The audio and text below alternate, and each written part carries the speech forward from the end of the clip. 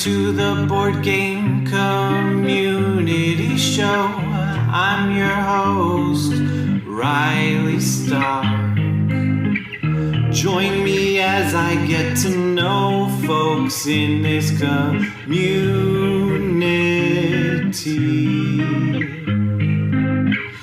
They could be designers or streamers, podcasters, YouTubers, publishers, whatever. Really anything with an "er" at the end of its title is welcome here on the Board Game Community Show.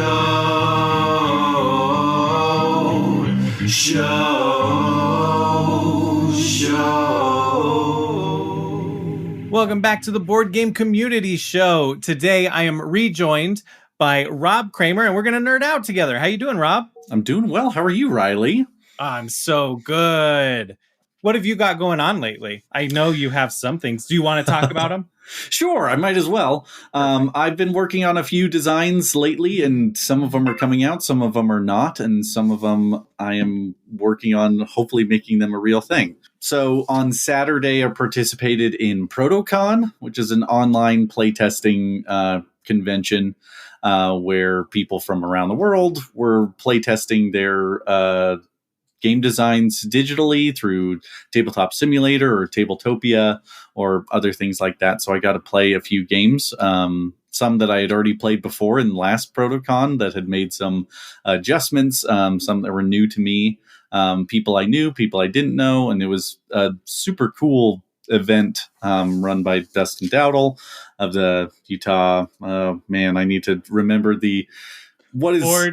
Board Game Designers Guild of Utah. Board Game Designers Guild of Utah. It's got a great logo. The name needs work. So, or I just need to work a little bit harder about remembering it. It's a mouthful. BGDG. Right? Oh, geez. That is tough to say, even it's shortened. I know. So the games I played were Cake of Doom, I don't know if Dustin ever said this out loud. Nobunaga's Revenge. And then I played Trinkets and Bones. And those were three games, all kind of different. Cake and Doom was a kind of negotiation, kind of trick-taking a little bit game where you're bribing countries around the world with cake and trying to stop other people. Very take that kind of thing. I had played it a year before. It had made some pretty big graphic design strides and stuff like that. Plays pretty smoothly. Nobunaga's Revenge was a pretty big game about hidden alliances and stuff like that. There were some issues with Tabletopia, but very interesting way to go about things. And then Trinkets and Bones I had played before in person. About minions kind of outbidding each other to gather beetles and crystals and other kind of gross stuff like that. And so that was very fun to play those kinds of things and see what people are working on. We played that last one together, I just realized. Yes. Yeah, no, I remember. I was thinking like, I've heard of all of these except for the last one. And then I was like, no, I've played the last one. You played that one. That's awesome. Yeah. How about yours? How did yours go? So I got to play test Critter Grove, a cooperative polyomino game, and I made some adjustments. I mean, I've been working on it since May 2020, so it's still in the works and still trying to figure it out. But I made some adjustments to how animal homes are placed and how scoring is done at the end.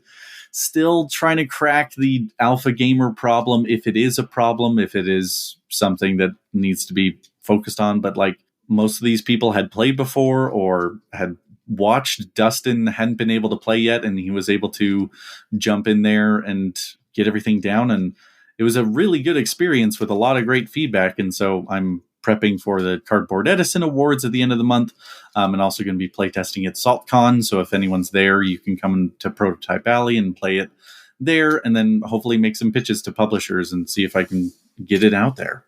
Nice.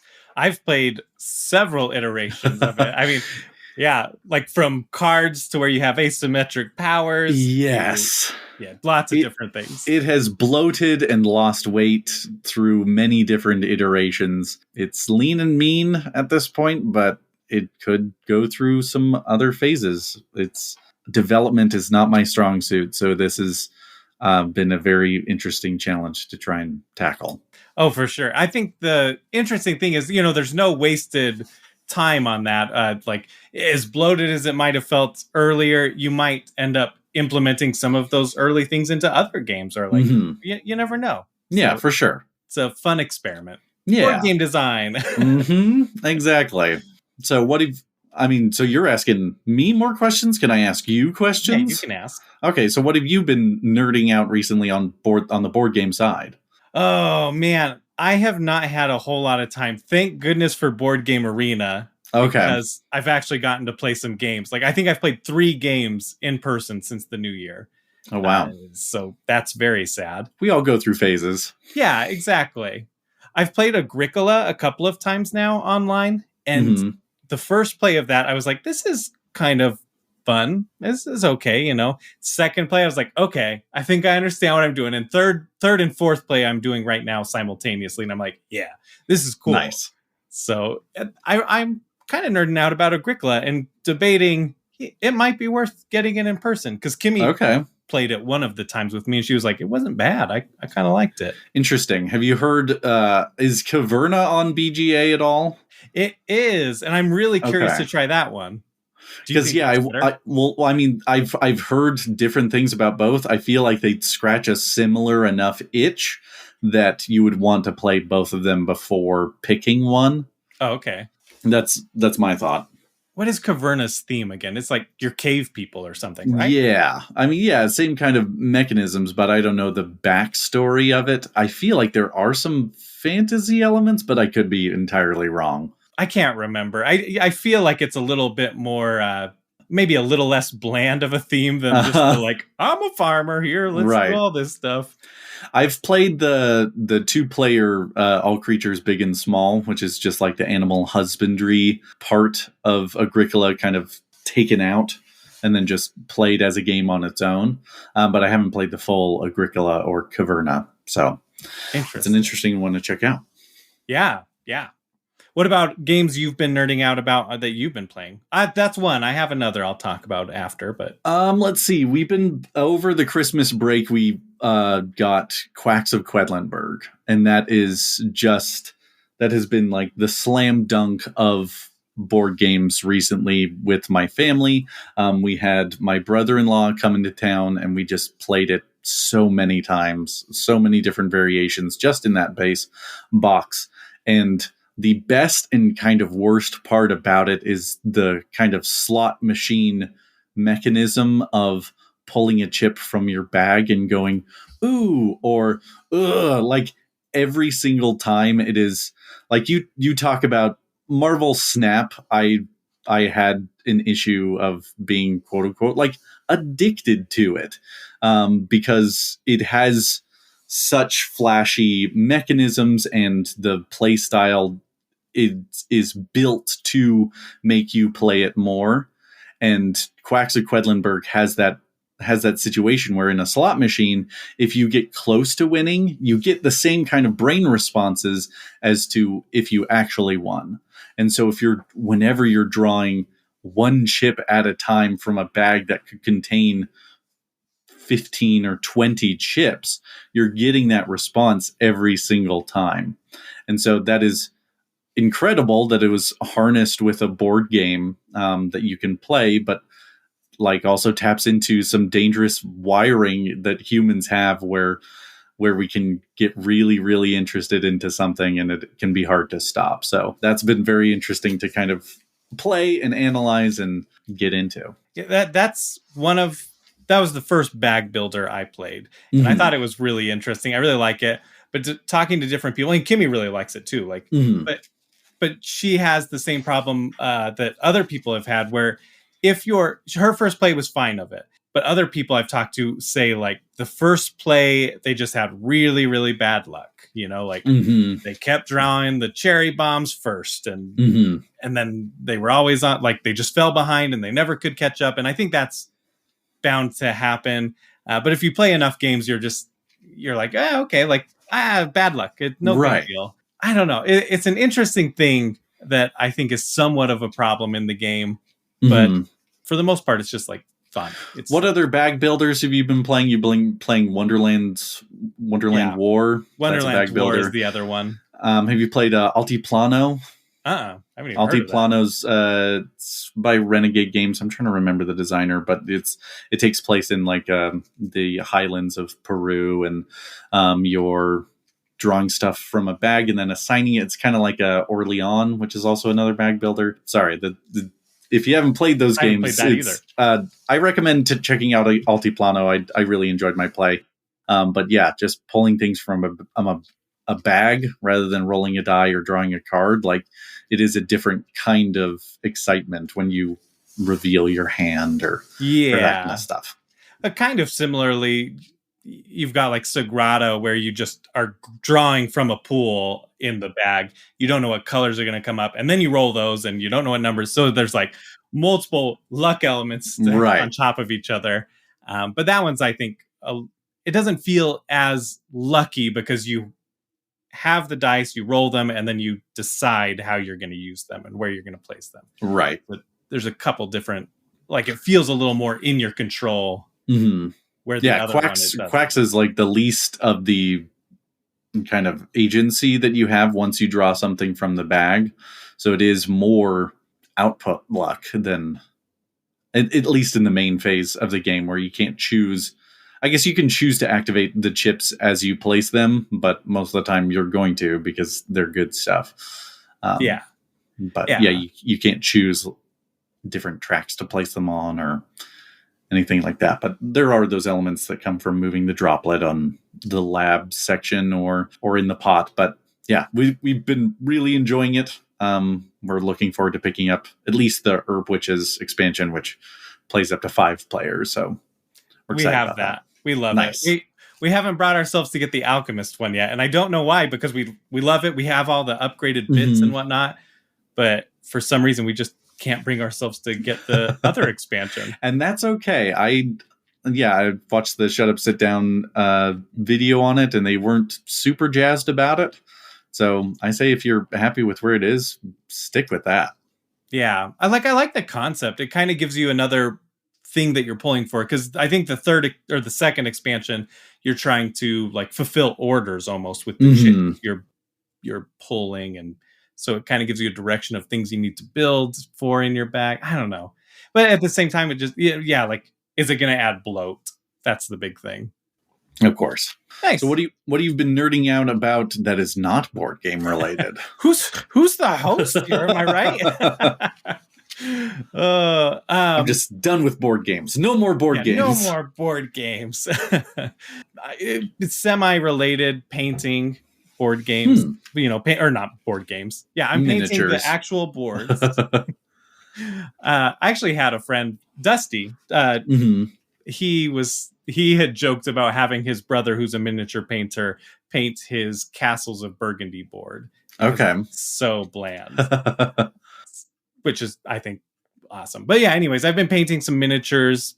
That's been fun. It's weird because, like, for me, it's been a week, and I nerded out with Ian last week, and I haven't nerded out on like too much more than that. Like, I'm still watching Bones. We're almost done with Bones. I think we have one more season left, which has gotten interesting because near the end, I think they started to have like cameos of like the Impractical Jokers and like weird like little cameos where it's like they found the dead body, and I didn't realize back then. Yeah, like that is amazing. My favorite Bones episode that I'd never watched, because I've never watched Bones, is where they scan a virus from the bones. Have you seen that episode? They find a skeleton and they do a bone scan on it, and someone had etched a program that uploads a virus into the system. And that is just perfect television right there. It's so good. Poulant right there. That you're talking about that's like a big thing. An over our multiple season story there. Nice. Yeah. That's a very good example of the cop, not a cop TV show. And it's very, very good. Right? Yeah. We were talking about, because later seasons, like, I won't spoil much, but it feels almost like a spin-off of itself where the two main characters, Bones and Booth, aren't necessarily like going out and investigating or checking out the bones and all this. Like, they're more of figureheads that the other characters go to and are like, hey, what's this? And they're like, you're wrong, or hey, do this, Interesting. I don't know, it's an interesting turn. Maybe they'll go back to the old format for the final season, but it's just like they're barely in it now. I mean, the money that they got for each episode definitely didn't go down. That's for sure. Yeah. Oh yeah, for sure. But I don't know. It's crazy. I'm sure I might nerd out about that next week, as well as Marvel Snap.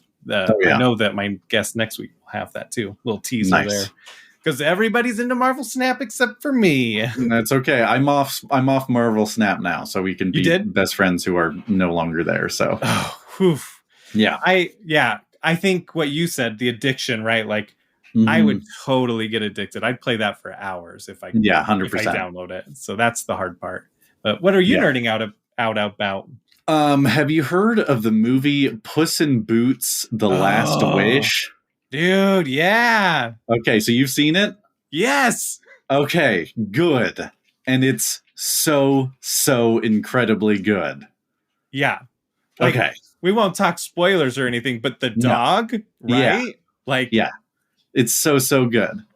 It is not what anyone was expecting from the sixth movie in a Shrek franchise. So you got Shreks 1 through 4, and then Puss in Boots, and then The Last Wish. Did you see the original Puss in Boots? I know I did, but that was like over a decade ago. I'm pretty sure. Oh yeah, super long.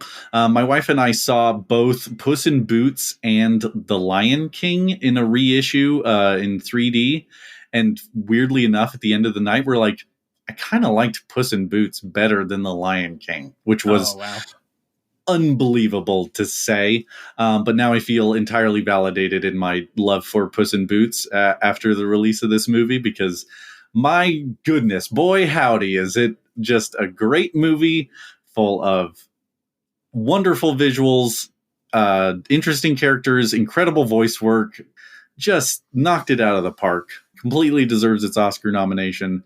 And looking at the animation lineup for the Oscar noms is a super strong lineup. What do they have on there? So you got Guillermo del Toro's Pinocchio.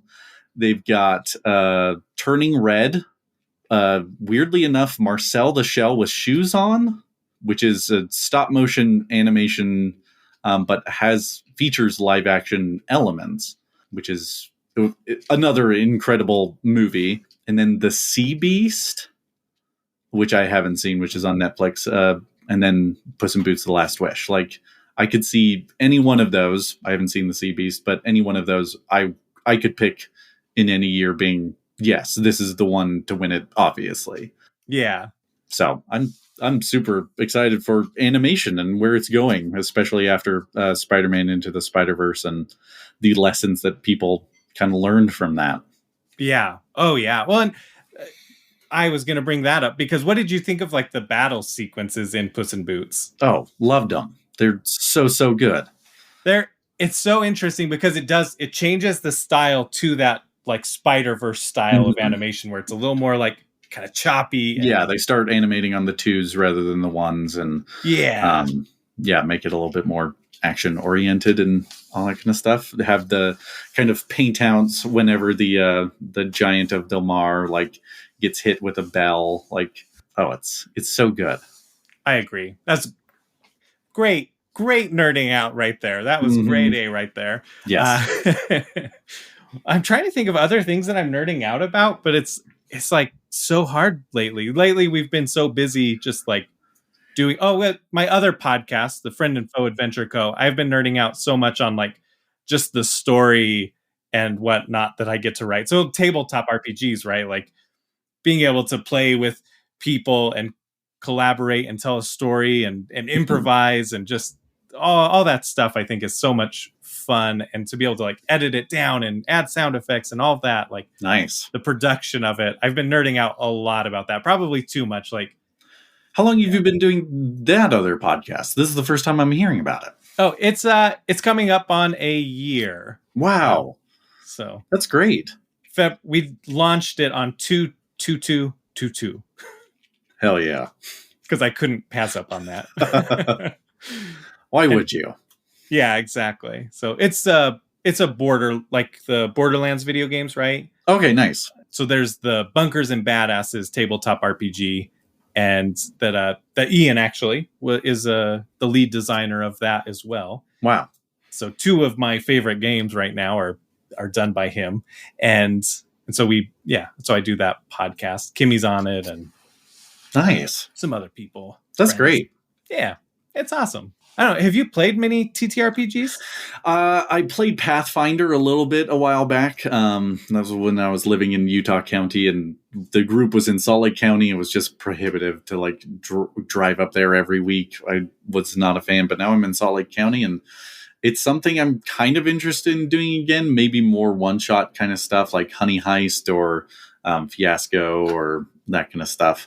It's definitely interesting. I'm not against it. And speaking of Puss in Boots, my character in Pathfinder, his name was Freck, and he was orc, and my goal in the game was to get a donkey familiar to follow me around.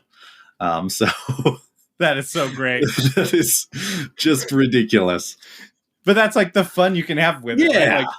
Like, you don't have to. That's the thing I love about the Borderlands one, to the B&B, is that we don't take it too seriously. Like we joke about things all the time, and it doesn't matter. We're just You're having fun. And did you ever get your donkey familiar? I didn't play long enough. The main thing that I would do is whenever we fought beasts, I had an ability that if I ate part of their body, I could gain some of their abilities. So like I just kept like little pouches around my belt so that I could eat some goblin or snake or that kind of stuff if I wanted to gain some extra abilities.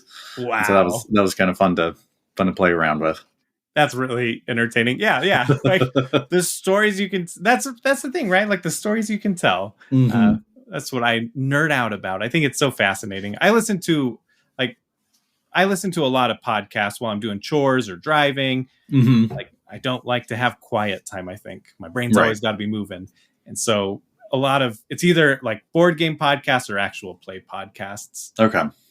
Those are my two games. The podcast that I'm nerding about right now is called Blank Check. So Blank Check with Griffin and David, they delve into directors' filmographies. So they'll pick a specific director and then do a podcast on every film that they've directed. So their kind of premise of the show is that at some point these giant directors get a blank check. Basically, okay, you are successful. We will give you whatever money you want to make whatever movie you want. And to follow their careers in that kind of stuff is very, very interesting. So I'm listening to the series on Robert Zemeckis and how he goes from directing things like Back to the Future and Who Framed Roger Rabbit and What Lies Beneath and Castaway. Like, did you know that he filmed What Lies Beneath between the time that Tom Hanks was losing weight in Castaway?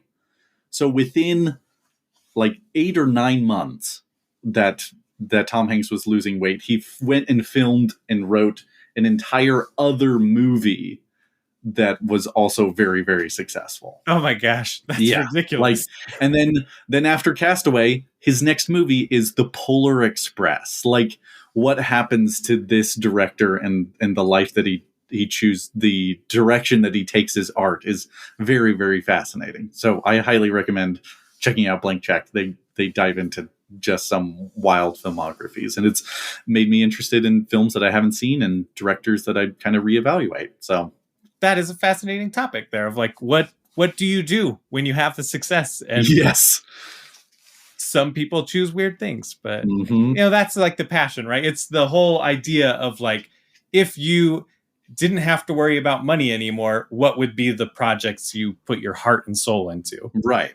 Yeah. Like there are plenty of board game designers who have blank checks, like Reiner Knizia. Like, what does he focus on now that he doesn't have to focus on anything?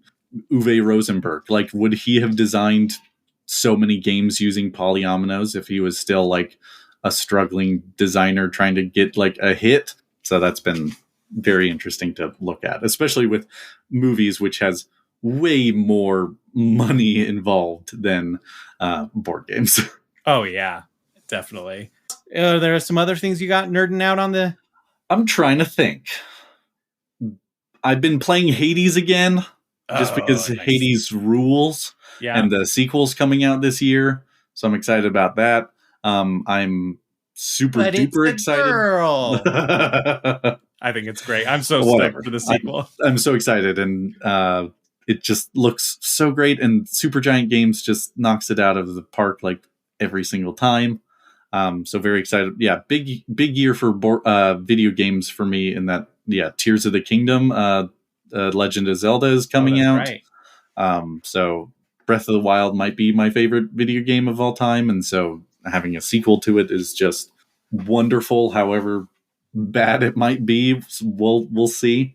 I was able to connect with my brother who lived in Amsterdam for the majority of the pandemic. He got into Breath of the Wild with his kids, and so we were able to kind of play through it together and talk about it together. And so it's just a really nice part of my life, and I'm excited for the sequel. I think it looks great. And I played, my friend let me borrow Breath of the Wild. I'm not like a big Switch player. For whatever reason, I have a hard time playing games on the Switch. Oh, interesting. I don't know. It's my favorite console I've ever had. Really? But I'm a big Nintendo booster. Like I would have said the Wii before that, and I would have said the Game Boy Advance before that. So I'm a big fan of whatever they put out. Yeah. I don't know. For me, sometimes I feel like the controls on Nintendo games are a little bit, they're like not as tight. Okay. Sometimes that's a very overgeneralization of my experience with them. I mean, we can get into the swap of the control buttons on controllers between different consoles and stuff like that. Like, I think the Switch Pro controller is fantastic, and I can plug it into my computer, but it's already mapped A to A and B to B, which are in different positions. And so I can't just immediately port it over to the games that I want to play, because I have a different kind of brain that I use for my PC games as opposed to Switch games. Yeah. So. And that's a really interesting thing too, because we have a couple of games on the Switch and we have the Pro controller, and I remapped it a couple months ago and I love it. But every once in a while I slip back into like, I just switch A and B. That's right. I think that's all I need to switch. For the majority of games. Yeah, exactly. And so it's, in my head, that's how it is. But even still, every once in a while, my brain slips backwards and I'm like, I hit the B as A. I'll hit the B as B written on there. But right. And it's not even like a simple rotation of the four. It's a swap of the two. And so it's just annoying enough that you can't easily switch between the two. Yeah. But then functionality wise, like the X and the Y, like, it's up, right, left, down, essentially.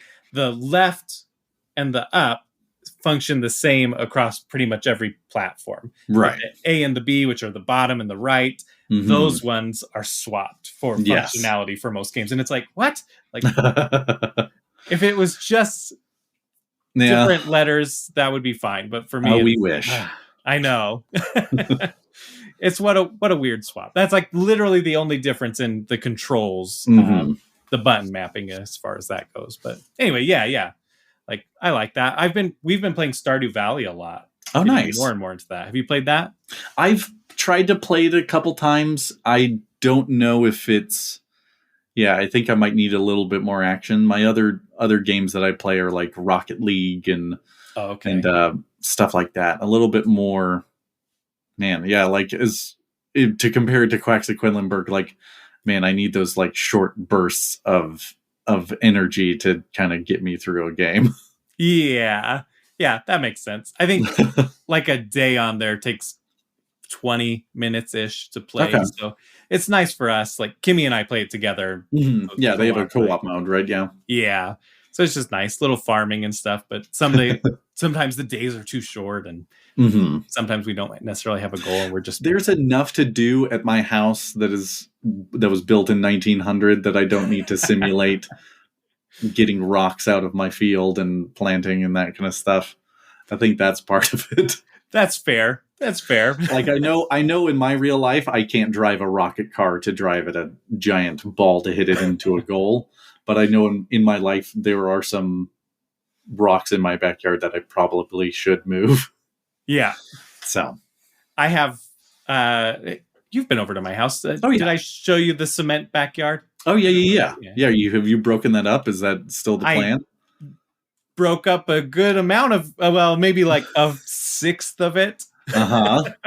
And it's just like backbreaking, tedious work. Yes, a lot. So one of these days I'll rent a jackhammer and just tear it all up. But then at that point, it's like I got to put in grass or something quickly so that it doesn't, like what I've torn up already just turns into weeds. Oh yeah, unmanageable weeds during the spring and summer. So it's like I need to do that really soon and then get sod and right. I don't know, it's just, man, yeah. I'll do it in a video game all day. Yeah, that's a good point. It's a little bit more controllable in a video game. Yeah, and less physically exhausting. Yes. So, yeah. Well, great. There we go. We've nerded out about a couple things. Did you have anything else you want to tab out? Board games or outside of? Like I'm so glad I get to talk even more about Puss in Boots. It's not going to be the last time I'm going to be talking about it to anyone I come in contact with. So right. I'm glad I can have this kind of platform to spread it a little bit more. We may talk spoilers after this, post-show spoilers of craziness. Cool. Well, let's see. This is kind of more so the idea that I have with nerding out. I know last week with Ian, we went way over, and I told you before the show, and I think I tweeted it out that I saw literally my first day on Adderall, and Ian and I can like talk, just like chain off of each other all the time, and but like Adderall definitely played a big part of me just being like, whoa, blah blah blah, blah, blah, blah, blah, blah, blah, blah. So hopefully now a little more manageable, but this is around what I want to hit with nerding out, around 30-40 minutes. So good. Perfect. Thanks again for coming back on and chatting, catching up. Of course, my pleasure. Why don't you plug whatever you got? Sure. I'm a board game designer. I've got a couple designs coming out this year. First is Zebra from ButtonShy Games, which is the first game in their big box line, where the box is actually about as big as a deck of cards. So when it comes to ButtonShy, who usually does wallet games, that is considered big.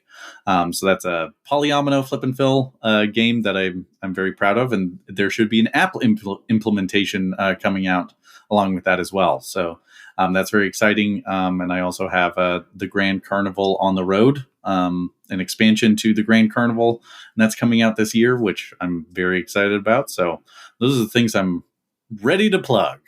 Nice. 2 games that aren't published yet. Well, people can go get the Grand Carnival. I don't think so. I think first edition is sold out. So is it? Okay. Yeah. So whenever the pledge manager opens up, I'll let people know. Nice. I've played the Grand Carnival and some of the new expansions. It was fun. Yeah. I'm excited. Me too. Let's see. For me, I've got nothing. I don't have anything to yesterday from when this airs, I will have been on Mr. Rao's gaming channel on YouTube, and I will be playing Quantum. I keep wanting to say Quantum Mania because Ant-Man and the Wasp. Yeah, but it's not that. It's like something similar to that. I'm sorry that I don't remember people, but you can check it out on YouTube now. I will have played with Tim from Board Game Hot Takes, David from All Games New and Old, and of course Ryan from Mr. Rao's Gaming. And then I've got, as always, the Friend Info Adventure Co., an actual play podcast where we just it's an immaturely mature podcast where we're doing adventures and goofing off, and every once in a while it gets super duper dark, and somebody told us that I made them cry, that one of our episodes made them cry, and so amazing. I'm sorry, but also I never thought that making someone cry would make me feel so good. Amazing. Yeah. And then I think that's it. You can follow me at Riled Nerd on Twitter and Instagram, really Twitter. I'm not going to interact. I'm barely on Instagram. And then if you like the show, rate and review it. That's it. Until next time, keep nerding out.